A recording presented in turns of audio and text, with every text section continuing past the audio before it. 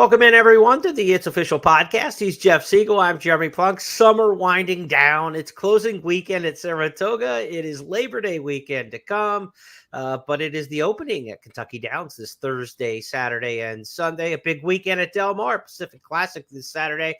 In fact, Tuesday, as we do our podcast each and every week, it is draw day for the Pacific Classic out there on the West Coast. Jeff Siegel doing this podcast in flip-flops, no doubt, Jeff. Yeah, no, I'm laid back today, although I'm busy because the draw for the Pacific Classic is today. It's the only race that they're drawing for Saturday. Adair Manor is going to be the favorite. I can tell you that. I have inside information on that one. And I tell you what, I was going to make her favorite anyway, but on form, she looks pretty darn good. And I mean, if you want to really have a treat, take a time to watch her. Go to xptv.com and take a look at her last breeze. They gave her 12 and change. I got her galloping out 7/8 and 24 and 4. I've never seen a better work from her. And she does look like a long rangy filly that will go a mile and a quarter. Some of the others I'm not so sure of. So we will see what happens there.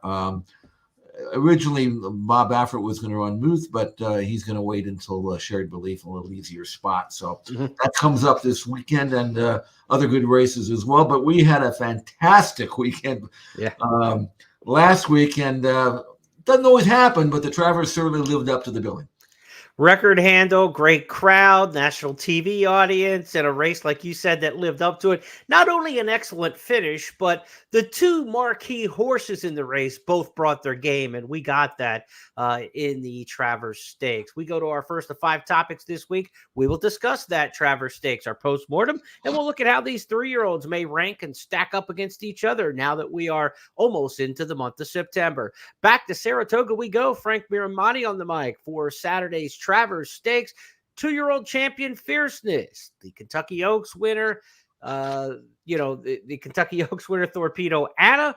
They squared off throughout the running in the stretch, and it was an outstanding finish. In 1:11 and 3, they're at the top of the stretch, and Fierceness takes command. Sierra Leone is coming with his run on the outside of Torpedo Anna, who's currently second. They're in the final furlong. Johnny V asking Fierceness for everything he has. 3-length lead. Torpedo Anna running her heart out and coming with every stride. Fierceness, Torpedo Anna in an absolutely dramatic conclusion. The champ is back. Fierceness holds off a gallant Torpedo Anna to win the DraftKings Travers. Sierra Leone was third. This is the Fierceness that we expected after the Florida Derby when he just romped. Who knows? I mean, as we go back and look at history, the outlying race just might be what the heck happened on Kentucky Derby Day, because Fierceness now, Jim Dandy winner, Travers winner, Florida Derby winner. He's had a hell of a season. He just had one really bad 2 minutes in Louisville. Yeah, and you talk about coming back. Well, of course, he had won his previous race, the Jim Dandy, so he didn't have to come back too far from that race. But the fact is that while he may be back better than ever, because that was a career top buyer number, 111 buyer number, and he's now got a chance to not only be champion 3-year-old, but it could be horse of the year, maybe. I don't know. I mean, the way things shake out this way, I don't think I know they're not running him to the Breeders' Cup Classic, but if he were to go out and beat City of Troy and the others in that race, which looks pretty tough at the top, I'll tell you that, then who knows? It's funny. Last week when we handicapped this race, I picked Torpedo Anna, and she ran as well. No, she ran better than I thought she would have had to have run to win the race. She just got beat. I didn't want to knock anybody in the race because I said top to bottom a chance virtually, and then I step out of my lane and made a reference to Fierceness, not expecting him to run that well. So the one horse that I knocked won, which is kind of like the way I thought it was going to be anyway. I didn't really have a real great feel for it. No, I didn't either. Torpedo Anna, and again, you cannot run any better in defeat than she did. The one thing about that race, we talked about it in our handicapping show, was just try to find the best horse in the race at the best value, right? Who are they letting go? Because there were 4 really good options in that Travers Stakes, maybe even a 5th with some class risers to discuss, but $9 plus on Fierceness, that wasn't too shabby. So when you're looking for the value play, just might have went to the winner in there. It was a smart investment if you were backing Fierceness. Now, we have a champion in the Travers Stakes, but he wasn't a horse who won the Triple Crown Series. So 3 different Triple Crown race winners, of course, Mystic Dan, Seize the Gray, and then Dornoch winning the Belmont Stakes. Dornoch did get a double when he came back and won the Haskell amongst the semi-majors, but certainly the Travers is the 4th major among the 3-year-olds, and it went to Fierceness. So essentially the 4 majors went to 4 different horses. How do we look at this 3-year-old crop now? How do they stack up and rank against each other? Of course, in the springtime, I was doing my countdown to the Crown Series from the first Friday in January all the way through the Belmont Stakes. Here's the way Countdown to the Crown looked after the Derby preps. This is before the Kentucky Derby. I had Fierceness number 1 off his Florida Derby, Sierra Leone number 2 off of his Bluegrass, Resilience off his Wood Memorial number 3, Forever Young from Japan via the UAE Derby. I had him at 4, and Catching Freedom from Louisiana, I had number 5 for Brad Cox. Again, that was then. Now go to the right side of the page, and now post-Travers, how have things changed? Not that much, honestly. Fierceness still number 1 after winning the Travers Stakes. I think Forever Young, with his second by a nose defeat in the Kentucky Derby, he has not run since then. But I think it has stacked up well, and I just think he's just a tremendous horse who's got all the ability in the world to potentially win the Breeders' Cup Classic. Sierra Leone, I've got him in 3rd. He's had a solid season throughout. Dornoch in at 4 for me, and then Mindframe, the horse who was second to Dornoch in the Belmont and in the Haskell, I've got in at number 5. Of course, Mindframe's finished for the season. Also done for the season is Mystic Dan. You mentioned Muth. He's kind of been slow to get back to the races. He won the Arkansas Derby. Maybe we see him this weekend at Del Mar. Domestic Product, the sprinter, has gotten really good since turning back in the Dwyer and in the Jerkins this past weekend. Parroting is 3 for 3 for Bob Baffert, but he's not heading to any big races anytime soon. And of course, Seize the Gay won the Pate Mayo and the Preakness. We'll see him again, probably Pennsylvania Derby. But he's got to make another big statement in order to kind of get up there towards those top horses, Jeff. How do you see the top of this class? Well, I think you've got it pretty nailed there. Fierceness, Forever Young, until such time as we see him run poorly, but he never has. Right. And then, of course, Sierra Leone, who – and I wanted to ask you about him because are we losing faith in him, or is he just getting outrun by better horses? Well, he's never run a bad race, right? And if we want to say he's the 2nd or 3rd best 3-year-old in this crop, what's wrong with that, right? When he wasn't up against Fierceness, when he wasn't up in the big league races like the Derby, Belmont, he's run really well. And when he gets anybody who's off of that top list, he wins the Bluegrass, he wins the races in Louisiana. This is a top class horse. So he is just running into some horses who are a little bit better and a little more brilliant. And in American dirt racing, brilliant horses are going to win most of the time, right? I mean, you just don't give 10, 12 lengths to good competition and beat them all the time. You can beat lesser competition with that kind of style. That's what makes Zenyatta so remarkable, is she gave the competition that kind of advantage and was able to come and get all of them, except when she ran up against a Blame. And then she ran a race similar to what we see with Sierra Leone, which is good, but not quite good enough when you meet an elite horse who's brilliant.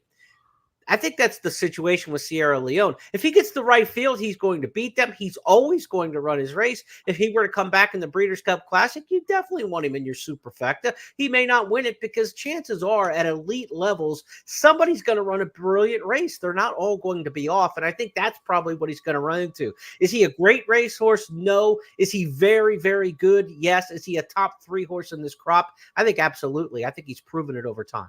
Well, of course, the only issue there is that he's been beaten now 3 straight times as the favorite. So sure, there are those who will say that, he's good, but he's not as good as what we thought he might be or had the potential to be. One thing I wanted to notice about a note about Dornoch, who was 4th in this race, who would have probably clinched, most likely would have clinched champion 3-year-old. Yeah, he would have. Because he had won it, both the Haskell and the Belmont. If he'd won this, the Travers, that would have been a resume that would be hard to top. But Danny Gargan said, well, he had 2 hard races in a row, and he probably may not have been up to that. That's one way of looking at his disappointing 4th in the Travers. The other way to look at it is that his career top buyer number was 103. This race was a 111. Maybe he wasn't fast enough to win. Right. He ran his race, and They just have a higher ceiling than he does. That's the problem. And so, but it's a good, strong crop. The only thing it lacks is a leader or a clear-cut leader. At least that's the case until for Fierceness. The other thing I want to say about Fierceness is he ran really well in his last 2 races. I'm not even trying to take anything off those 2 wins. But both times he had the outside post, both times he was outside in the clear, both times he was able to move when he wanted to move. They are what I call pristine trips, and good for him that he was able to take advantage of it. But he didn't have to overcome any adversity, but he still ran well. You know what I'm saying? So what if he draws the 3-hole in the Classic on a 12-horse field? I don't know what we're going to do with him there. But until that happens, all I'm trying to say is he's still in a position of having to keep proving himself until he doesn't. And then that's what makes the year end so interesting. We still aren't quite sure what we're going to get with Fierceness, but right now we know the natural talent is there, and he'll be among the big shooters in the Breeders' Cup Classic now. He's carried it from 2 to 3 a full year since a smashing win at Saratoga to start off his career. So he's made it 12 full months as really one of the leaders, if not the leader in that division. Is he as dominant as the Florida Derby? That might have had something to do with the competition, but that was a visually impressive race. No. I don't think he's ever run as great as he did on Florida Derby Day, even in this particular race, because the leg action, he was up and down. This was a 1.25 miles. I think he could be more brilliant in a 1 1/8 miles like he was on Florida Derby Day. You know, visually, this come home, Torpedo Anna looked better coming down the stretch. I mean, she had a much better stride. He was up and down and just kind of getting there. That may or may not work in the Breeders' Cup Classic. We'll find out. I don't think 1.25 miles is his absolute best distance, but what horse is, right? 1.25 miles is kind of the pinnacle of dirt racing in America for most of these brilliant horses. And that's why we usually see something so like eye-popping in the Whitney every year, because it's 1.5 miles, 1.25 miles. And when we get to the Pegasus World Cup, that race is usually something really brilliant and eye-popping as well, because that's where these horses probably excel at the top end of American dirt racing nowadays. I think Fierceness is in that same category. What about Torpedo Anna, Jeff? Let's talk about her quickly. I didn't put her in the ranking because I'm talking 3-year-old colts, but obviously she's number 2 on the list, and you could argue she's number 1 off the Kentucky Oaks, the Coaching Club Oaks, and missing just by a zot there against Fierceness. If you want to say come back head-to-head at 1.5 miles, you like her more than Fierceness, I don't think anybody can really make a huge argument with that after seeing how well she ran there, and she's got quite a resume about her throughout the course of the whole season. Your thoughts? It looks like Kenny McPeak is going Breeders' Cup Distaff with her. He's talking about running back in the cotillion one more time with a 4-week gap from that race. Travers, cotillion, then to the Breeders' Cup Distaff. I'm not so sure you want to squeeze another race in between with her, with the campaign that she's had, and that being such a hard race. Obviously, she'll be 1 to 5 in the cotillion, but I don't know if I want to run her again in late September at Parks. I don't think she needs it. I mean, it's a money grab, and that's fine. If you want to boost your earnings, and let's face it, fillies and then older fillies, they don't have that many opportunities to run for that kind of money. Yeah. But I think when you have a horse as good as Torpedo Anna, I mean, what's the money? I mean, you know what I'm saying? I mean, you've already got, if you own her, you got enough of it. But if she runs in that race, he feels that I'm going to have to train her hard anyway. So we might have an easier run in that race than you'd expect. I don't know if anybody would even enter to even try to win it. They'd probably all be trying to run second. So if he feels she needs it, fine. She looks like she's a pretty durable filly. She's never run a bad race.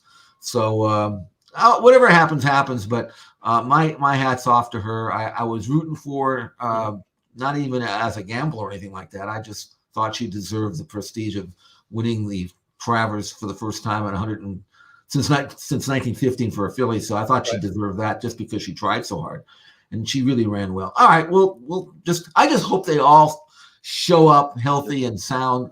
We have a makings of a Breeders' Cup for the ages, not just only the Classic, but all the other undercard races as well. Yeah. So, and the Europeans will be here. So, whatever the case is, my hat's off to her. And again, it was a great race, a deserving Grade 1 Travers. Sometimes the race falls flat. This one certainly did not do that. And Todd Pletcher was in the canoe paddling around on Sunday morning in the infield at Saratoga. So it was a big win for Fierceness, a great validation for the incredible form of the runner-up in there, Torpedo Anna. We go to our second topic on It's Official this week. After seeing what we've seen in the Travers, we saw the Whitney a couple weeks ago with Arthur's Ride. Is City of Troy, the horse from England, the favorite for this year's Breeders' Cup Classic? Of course, he won the Epsom Derby earlier this year. Then he took on older horses a week or so ago in the Juddmonte International and maybe cemented his spot as the top horse for this year's Classic. We'll show fans that race, and Jeff and I will take a look at some anti-post odds from international books and discuss City of Troy. City of Troy still grinding it out in front here for Royal Rhyme on the outside. Down the centre, here comes Calandagan. City of Troy really putting in the afterburners now, though, as they race up towards the final furlong. He leads by about a length and a half. Calandagan trying hard to rein him in. Back in third place is Ghostwriter. City of Troy having to dig really deep here as they race inside the final furlong. He's made every yard so far, and City of Troy, what a game performance all the way in the City of York in the Juddmonte. Calandagan second.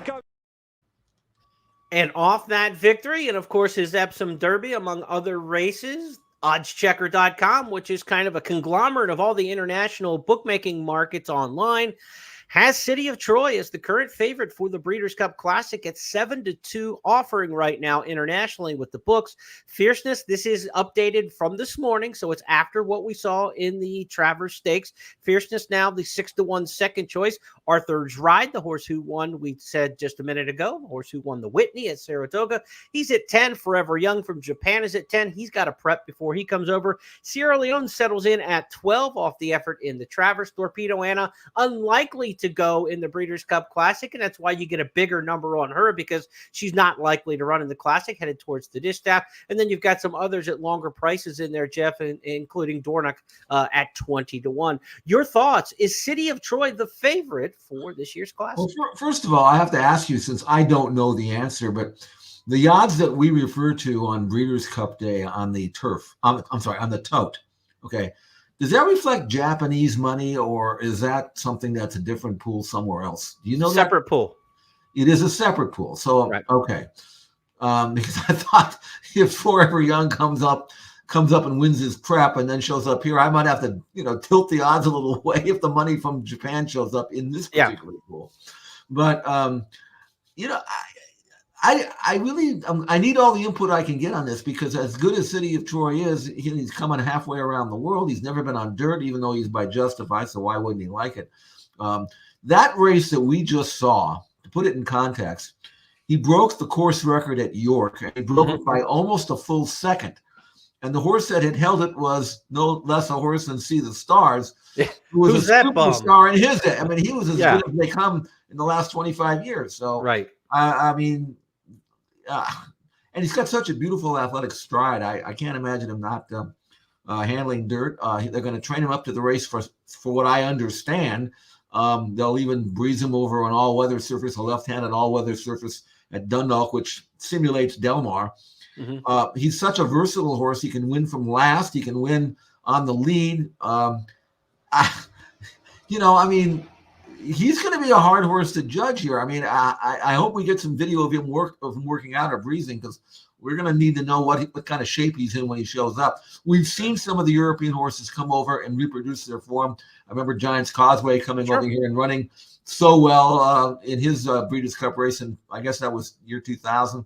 But then we've seen others that have come over and flopped really, really badly. So Dancing Brave, of course, he was a turf horse, but he was far behind. He was supposed to be all century and got beat. So anyway, I just hope that, again, we that horse, City of Troy, as great as he is, and Aiden says he's the best horse he's ever trained. So that's good to know. We'll see how if he shows up and how he performs, and it'll make that classic truly a world classic, which is what we want to see. We know he's a 1.25 mile plus horse. That is in his column, right? Yeah. And so while you may not know if he's a dirt horse, you know the distance is not going to be an issue. Where we talked about like fierceness was kind of up and down in the stretch, getting home in the Travers Stakes. Arthur's Ride, a brilliant shorter horse. He's never been anywhere near the 1.25 mile. Maybe we get to see him in the Jockey Club Gold Cup this weekend and prove what he could possibly do at a 1.25 mile. But you've got the distance box checked. He's by Justify. You would assume he can handle some dirt. He hasn't obviously raced over it. The fact that he went right to the front in the Juddmonte International, which is not his running style, but I think they wanted to see how he would do leading the way over a 1.25 mile, because you got to be up into the mix to run in the Breeders' Cup Classic. You're not going to get all that dirt kicked back on your face for a 1.25 mile and close into that and beat brilliant American horses. We talked about Sierra Leone trying to overcome the same kind of thing. And if you're not experienced taking the dirt at all, it wouldn't be a good thing. So the fact that he has shown the ability to pace himself a little bit and get up into the race, we know he can stay a 1.25 mile. He's bred for the dirt by Justify. There's a lot of reasons to like him. Does that make him the favorite? Not if there's a superstar in the States. That question would be, who's that going to be? I mean, if Arthur's Ride goes out and wins a Jockey Club Gold Cup by 10, maybe he's kind of last year's White Barrio and everybody's all excited about him. But, White Barrio wasn't like, 8-5 in the Breeders' Cup either, So there's going to be another show me factor even for Arthur's Ride if he wins next time out in the Jockey Club Gold Cup. So it would basically come down to fierceness versus City of Troy for favoritism. So can you say that City of Troy will be the favorite in the Breeders' Cup? I think it's a 50-50 call, so I think it's very obvious you can close. One thing I want to say, Jeremy, though, is keep this in mind, and if you're handicapping the 1.25 mile and thinking that's a factor, nowhere in this world do I know a track in which horses who can't get a 1.25 mile get it at Del Mar. Yeah. I mean, I remember Beholder winning the Classic, and she was basically a sprinter middle distance miler. Yeah. And she won that race like it was nothing. And we've seen a lot of horses under normal circumstances, even like at Saratoga or somewhere else, you'd really be worried about it. If you have any doubts about any of these horses getting a 1.25 mile, if they're ever going to get it, it'll be at Del Mar. So that's why it's a fast track. You're right about the deep closers. They are really going to be up against it, especially this year when the track has been pro speed. Not like it has been for the last 20 years or so. I don't know what they did to it, but it's different now. And, it's going to make for... No one's should be waiting around for anybody. This is going to be a fast early, fast middle, and fast late classic, and it's really going to be a test of who can take that heat and find more under pressure. One other name, possible favoritism for the Classic, not ruled out there, would be Forever Young. If he runs off the screen in his final prep in Japan, there's a lot of momentum for that horse. A lot of people liked him going into the Derby. They remember him getting shoved all around in the stretch of the Derby, or he probably wins that day. He wins by 5 or 6 in Japan in that one prep that he's got left. Comes over here, trains. Everybody loves to watch these international horses in the morning. I could possibly see him ended up favorite in the Breeders' Cup Classic as well. Yeah. Not out of the question, but there's still a few things that have to happen in order for that to be the case. For his That's why no matter how good City of Troy looks or any of these horses, there is contention. There's about at least 5 or 6 horses that will take money. It's not like you're going to have a 3-5 and a second choice at 8-1 or something. I mean, they're going to be bunched, So again, a great gambling race and a classic that I cannot wait for. But more importantly than that, is our next topic, because my month, my week, my year might be made. You're telling me there's an actual chance for my horse to run in here? Not my horse. Well, sort of my horse, emotionally anyway. Did you read that story in the Blood Horse about Next? Next, the marathoner who might just get himself into the Breeders' Cup after running in the Greenwood Cup coming up in a couple weeks at Parks on Pennsylvania Derby Day. He's dominated the turf marathon scene. We've known that. He's just winning everything by daylight.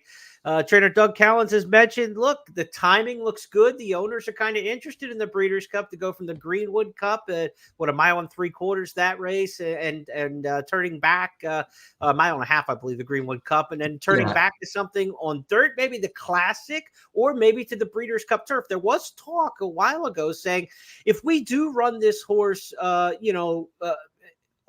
out of the marathon division, it is more likely it would happen on the grass than it would be on the dirt. Now, that wasn't talking specifically to the Breeders' Cup, but now that we have the Breeders' Cup, timing is something that they're interested in. Now, you do bring the Breeders' Cup turf, and a race that was named specifically as a possibility. Breeders' Cup turf, Breeders' Cup Classic. Now, if Next were to show up in the Breeders' Cup Classic, we didn't talk about him as the potential favorites, and they're really not even taking play on him in Europe at this time on Odds Checker. He's a big price over there.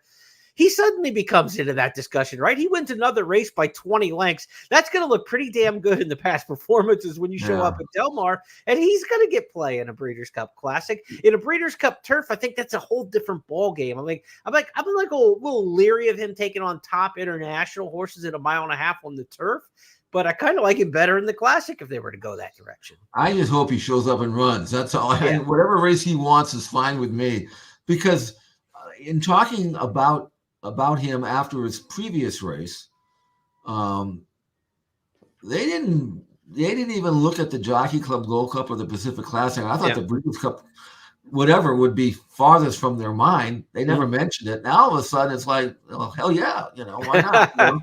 And they must be watching It's Official, Jeff, because we have been begging them all season to take a bite out of this apple. He can run the distance, whatever distance it is. His numbers are powerful. He's never even taken a deep breath. He's a versatile horse for sure. He can handle any surface. The timing in between his race at Parks and the next one is 7 weeks, which the trainer says is ideal for him. And I don't know. I mean, why not go for the gold and go from there? He would really, not that the Breeders' Cup program needs a horse like that, but it certainly would feel complete if he was participating in it. And, he's going to win the next one by the length of the grandstand, or as far as they want him to. They'll let him run they have to run him a little bit, ask him a little bit. But, I mean, it's just a matter of, how far and how fast and how easily he does it. If he does it like he did it at Saratoga earlier this meeting, I don't think anybody on earth can beat him going 1.5 miles. Frome with a 3-length lead over Mask Parade. They're at the top of the stretch. And this is Next World. He is all alone, just strolling through. Let him hear it from the crowd, ladies and gentlemen. Next, winning the Birdstone. Once again, he will win by more than the 12 he's accustomed to. Next gallops. And you mentioned the Breeders' Cup doesn't need Next, but it's kind of like the Major League All-Star Game. Yes. Paul Skeens was like the hot name this year, right? Rookie of the year, the hot kid out of LSU had won a national title, meteoric rise up through the minor leagues.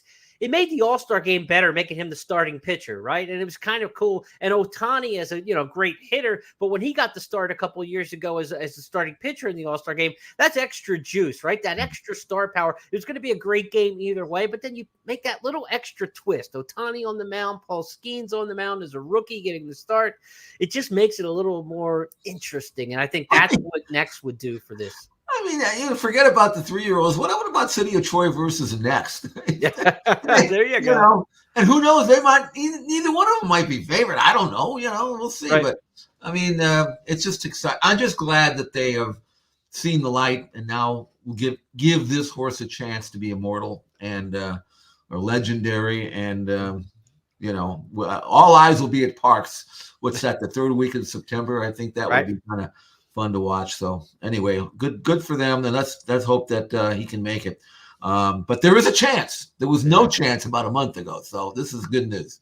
All right, we're excited. Let's talk more Breeders' Cup. As we go through our Breeders' Cup tracker, we talk some marathon horses who may go turf, may go classic. A lot of classic talk at the top of the show, but there were Breeders' Cup races important throughout the divisions last week. We're going to look specifically at some video from the sprint, the filly and mare sprint, and the distaff divisions. And also there's a little bit of news out of the dirt mile division as well. So let's start things off in the sprint division, where it was Raging Torrent in the Pat O'Brien pulling the upset. The Chosen Vron looked unbeatable. but he was beaten on Saturday. The Chosen Vron now breathing down his neck in second, and the Chosen Vron goes looking for the lead at the quarter pole. Raging Torrent running up, Brave One trying to come back. Senor Buscador's far back, but he is running on. They are homeward bound now, and the Chosen Vron on the outside, but Raging Torrent is all heart. He won't go away. He's coming right back at him. Raging Torrent and the Chosen Vron. Raging Torrent, what a run from him. Raging Torrent beat the Chosen Vron. Back in third was Big City Lights, and then...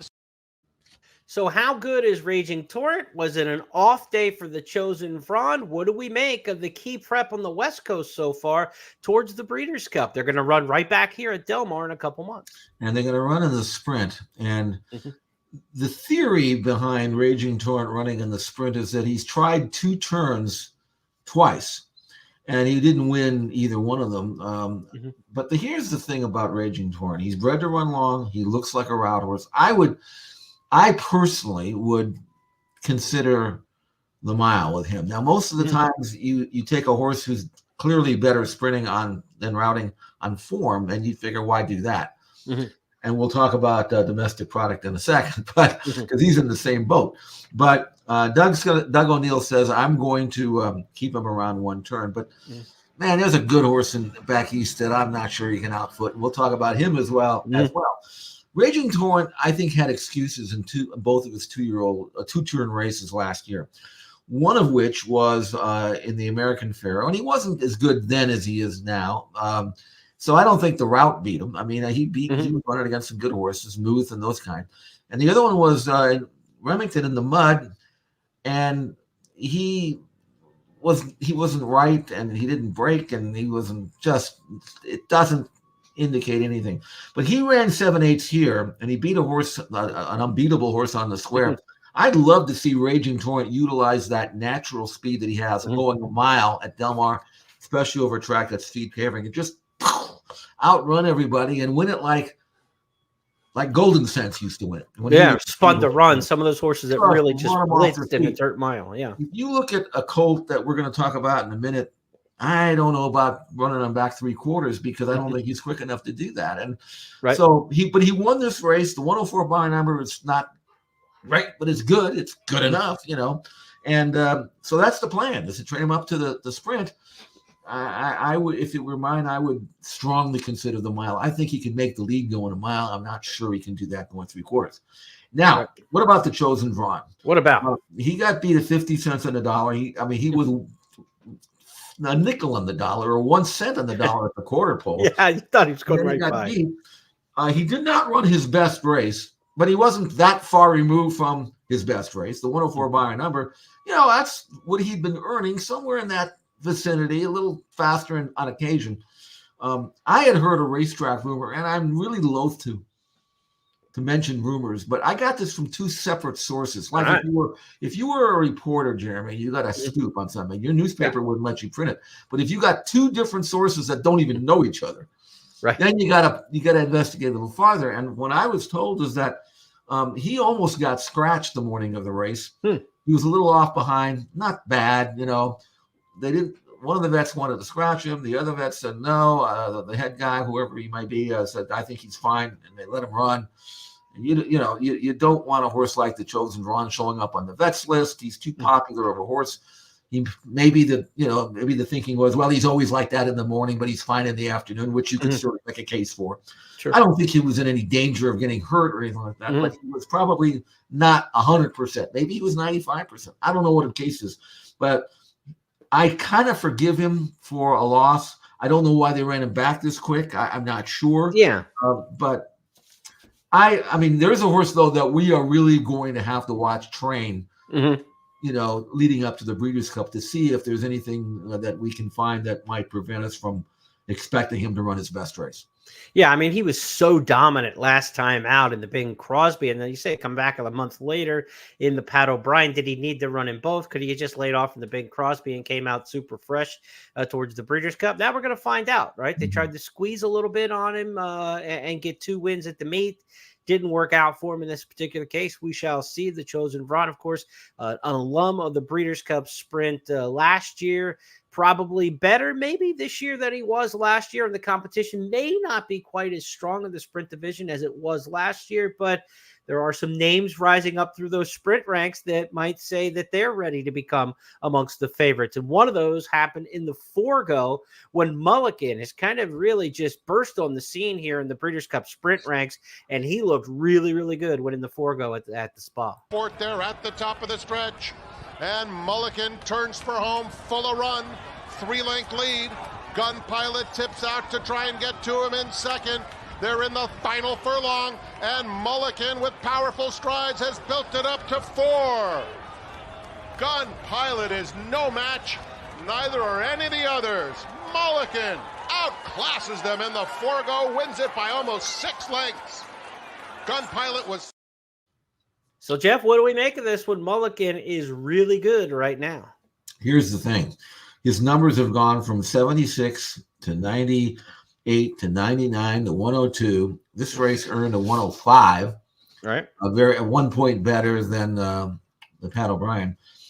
But he's almost, I won't say he's impossible to beat because he's lost, but he's still, right. No, he's won 5 out of 9 with 3 seconds. But he's a kind of horse going to the form that wherever he is at the quarter pole, he's farther in front at the wire. He's on a speed horse that kind of opens up and kind of hangs on, you know. Mm-hmm. His best work is always from the 8th pole to the wire. Yeah. And he's got enough quickness to always be in the first fray. He doesn't necessarily open up on you early, but he sits right there. And then he gives you that second move, that quarter pole to the wire blast. Lightly raced 4-year-old. Unless you can find somebody I'm forgetting, would he not be the favorite for the Breeders' Cup Sprint based on this race? Yeah, right now. Yeah, I can't, you've got the great filly we'll talk about in a little bit, but I imagine she stays in the filly and mare sprint ranks to go 7/8 of a mile. Yeah, I think Mulligan's the favorite right now if you're talking Breeders' Cup Sprint. A lot of the big names from recent years have, passed the baton. You've got the Chosen Vron being beaten on the West Coast. If he had come in off the winning streak and had another 5-length open victory like he did in the Bing Crosby, you'd say he's the favorite for the Breeders' Cup Sprint. But yeah, I think right now Skelly hasn't continued his wild winning streak, right? He's been beaten a couple times since. So yeah, I think Mulligan the favorite right now in the Breeders' Cup Sprint. Another horse who won a big sprint race over the weekend, Jeff, was Domestic Product. He won the Jerkins, the H. Allen Jerkins Memorial at 7 furlongs at Saratoga on Saturday. He has looked really good. You showed his Dwyer on our Friday handicapping podcast, and that was as good a visual performance as we've seen all season long. I mean, really to the eye, that was awesome. I felt bad picking against him after watching that video another time or two. Domestic Product was good, very good again in winning the Jerkins on Saturday, but maybe dirt mile for him and not cutting back all the way to 6 furlongs. That's the plan, according to Chad Brown. I don't know about him. It's an unfortunate situation with him because he deserves to be in a Breeders' Cup race. He just doesn't have one that really truly suits him. He's by that noted late running sprinter Practical Joke, and who can get a 2-turn horse, but he's more like Practical Joke than any horse I think I've seen them sire lately. His win 2 races back was a 1-turn race, and the race in the 7/8 of a mile was good. So I think that, let me get rid of this call. Sorry about that, folks. All right. Anyway, but I think the trash can. The situation with Domestic Product is I do think 6 furlongs might be a tad sharp for him, especially at Del Mar. But I wouldn't want to mess him up. I might be, if it were mine, and I had the thought about not even running in the Breeders' Cup. I mean, the Cigar Mile followed by Malibu. I mean, wouldn't that work? Yeah, Malibu would be perfect. 7/8 of a mile just for 3-year-olds. Yeah, Cigar Mile Malibu for Domestic Product at the end of the season could really be a good path and not go to the Breeders' Cup with him. That's a good point. Another dirt mile news nugget for you. Last year, a horse who ran on the board in the dirt mile, Skippy Longstocking, returned to Charlestown to win the mile in an 8th Charlestown Classic $1 million race for the second year in a row. He has been campaigned about as smart as a horse has been campaigned over the last couple of years. He is hitting all the right spots and making as much money as possible. And he's a solid horse. Like we said, I think he was third in the Breeders' Cup Dirt Mile last year. He's going to head back to the Dirt Mile as a contender in that one off his win at Charlestown in the Classic. Now we go to the filly and mare sprint division, and this might be the fastest horse in America. She is really, really good. Sweet Azteca. She was 1-9 in the Rancho Bernardo on Sunday, and she looked even better than that coming home, I think. Sweet Azteca has to go, does so willingly. And it's Sweet Azteca just gets a tap on the neck here from Flavian Pratt. And this one's pretty much all over. Sweet Azteca, just plain too good for them. Sweet Azteca, a scintillating performance. Kismosa might just get up for second. Anywho is right there. Close Anywho and Kismosa for the second spot. 115 and change for 6.5, and it looked like a morning gallop, Jeff. She just didn't even look like she was out of gear and won that race so easily. I don't know at 6 furlongs if she's not better than the boys. I mean, and we've seen her go long. She got the 2 turns in the 2-turn mile race. What, the Beholder Mile was it, where she was able to win going long, but she is brilliant, man. I don't know if I take anybody over her sprinting. She's got that, feel of the really good sprinters of the fillies and mares we've seen in recent years. Yeah, I think, though, I'm pretty sure they're going to keep her in the filly and mare race. That's 7/8. All that means really is that she won't be subjected to a 21-1, 21-2 opening quarter going 7/8. Right. And she's a good gate filly. She pops out of the gate and she switches off. And then she's got that incredibly fast cruising speed where it doesn't even look like she's going fast. In that second quarter, she's going, 22 and change, and she's just breezing. And then she obviously can quicken. I mean, maybe her best race yet this year was her win against Adair Mana, 2 turning, right. So that's what she can do. I mean, 7/8 is right up her alley. Carried 126 pounds in this race. It was actually a handicap. I don't think they could have put enough weight on her to get her beat in this race, unless they wanted to go back and emulate Forgo or somebody. Yeah. But, I mean, she can run well fresh, only been beaten once, and that was off a layoff. She's special. And the other thing, of course, is she's got the proven winning form over the Breeders' Cup track at Del Mar, which can be a little quirky sometimes. So right, and if they have to ship and go to east somewhere, or go to Kentucky for the Breeders' Cup, or somewhere around the country, you might have those question marks. But with her, they got to come to her, and to me, she looks as solid as any favorite in the division so far. As we look long range towards the Breeders' Cup, she is the one to beat to me, unequivocally, in the filly and mare sprint division. The Distaff division, we've got Adair Manor running this weekend in the Pacific Classic against the boys. From the East Coast, the big prep for the Breeders' Cup Distaff at Saratoga was the personal entrant run this past weekend. We had a minor upset in that one as Raging Sea was able to wear down the favorite Idiomatic, who got a little leg weary late. Sullivan Angel, they're at the top of the stretch, and it's Idiomatic. Randomized could not go with her today. Raging Sea is coming with a stellar bid in the center of the racetrack, has to get to Idiomatic. Idiomatic 3-length lead. Raging Sea is coming at her. Idiomatic trying to get there. Raging Sea and Flavian Pratt coming with each and every stride. And Raging Sea has become a millionaire with a dazzling performance running down Idiomatic in the personal ensign.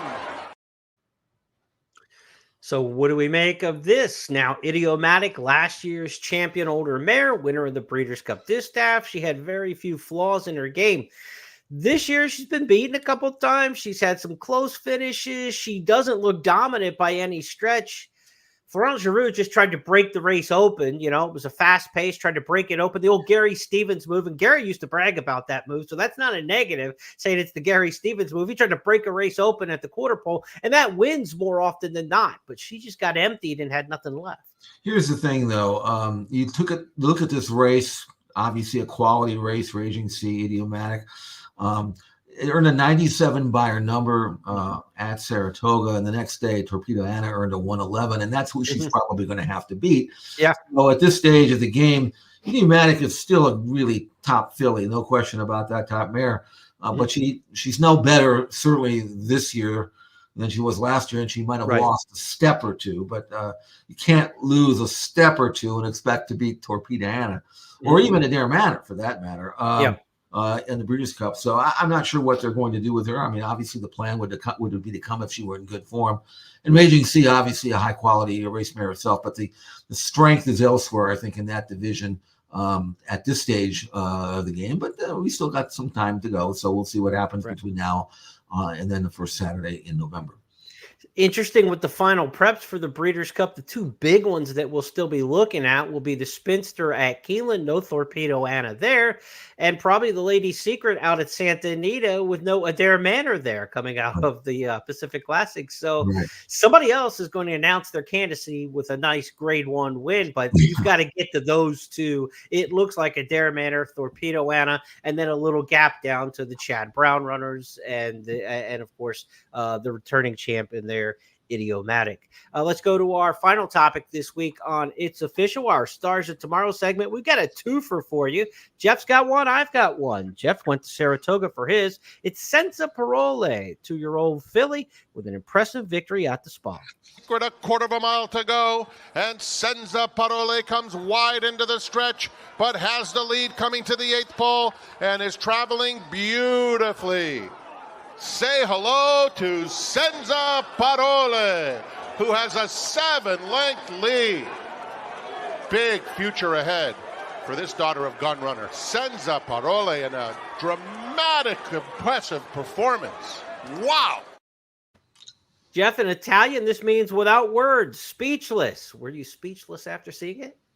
Pretty much. Let's you and I pool our money because her half-sister, a yearling half-sister by Good Magic, sells at Keeneland in about 3 weeks. Maybe we can get in the bidding there, and maybe we'll pull our money. 95 you, 5 me. For 40 or 50. Who knows? This filly is obviously, and being by Gun Runner, she shouldn't just be a sprinter. 109.4. That's moving at Saratoga, to be sure. Official margin 7 3/4 lengths for this Chad Brown trained filly, who was not even the favorite. I mean, she was second choice. There was another firster that was all the rage, a filly named Stunner, who actually ran well, just different level of competition that she saw. So, I mean, to me, Senza Senza Parole is a very, very good filly, and we'll follow her. I don't know how ambitious she's going to get or what they're going to get with her. I wouldn't rush her. You got too nice a filly to try to squeeze it in there, but that's a good way to start. And she was definitely not knocked about. So I think she's going to be a major player in the division. And I go to Ellis Park for my Star of Tomorrow this week. The name is East Avenue in the Godolphin Blue for Brendan Walsh, who tied for leading trainer at this year's Ellis Park meet. So it's all about East Avenue, who gets all of the attention to the quarter pole. Come and beat this one for the money. Pop Echo and Campaign Trail are pursuing this leader. Speechless is into fourth, and Exuberant Mischief and Raven's Dream. But it's all about East Avenue, living up to the hype to the 8th pole, working with better than 4 legs.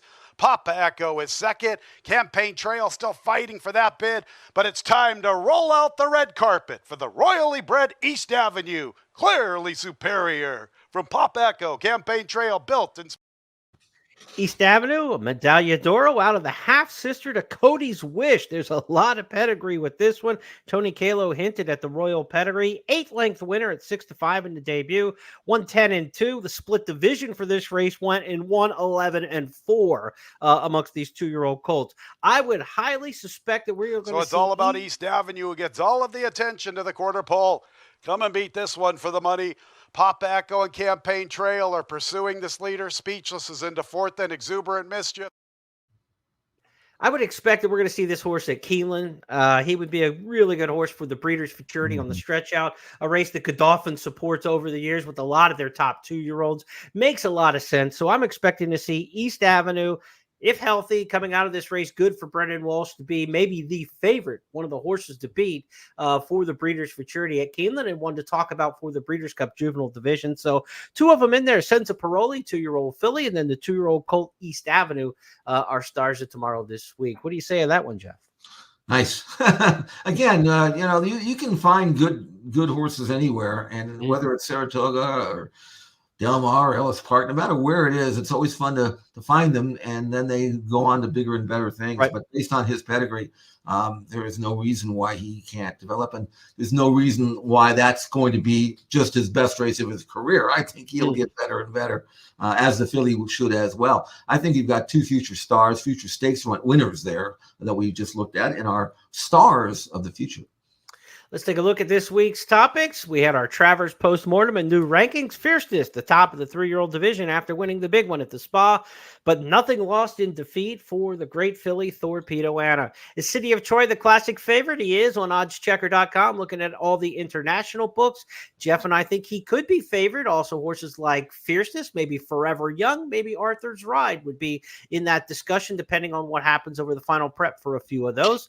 So you're telling me there's a chance Jeff is excited because next, the star marathoner could be headed to the Breeders' Cup. They opened that door this weekend, potentially to a date in the Breeders' Cup Classic or the Breeders' Cup Turf, depending on what turns out in the Greenwood Cup at Parks in a couple weeks. Our Breeders' Cup tracker took you around the country. The defeat of the Chosen Vron by Raging Torrent in the sprint ranks. We also looked at Mulligan, a rising star sprinter from Saratoga. The Filly and Mare Sprint came into big-time focus with the victory in the Rancho Bernardo.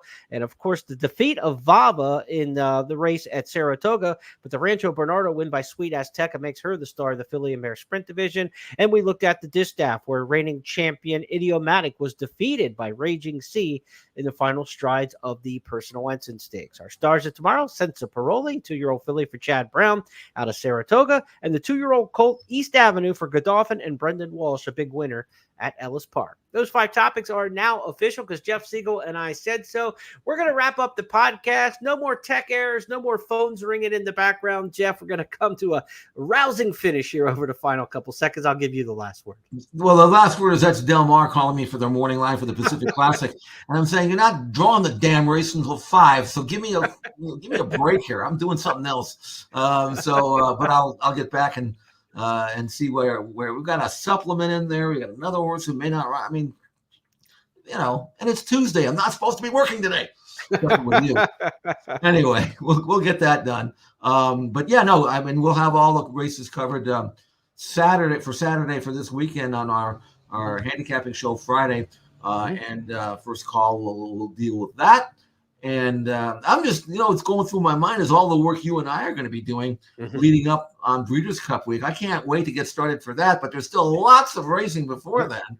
And we'll be covering it all every week here, both on Tuesday and, of course, our handicapping show on Friday. Good luck with the Kentucky Downs meet Thursday, Saturday, Sunday this week, 3 days of racing. Good luck with closing weekend to everybody at Saratoga. And of course, it's Labor Day weekend, so holiday extending all the way through Monday. And of course, the Pacific Classic coming up on Saturday at Del Mar. Jeff Siegel, get out of here. Go make the morning line for the Pacific Classic. Okay. We'll talk to everybody on Friday.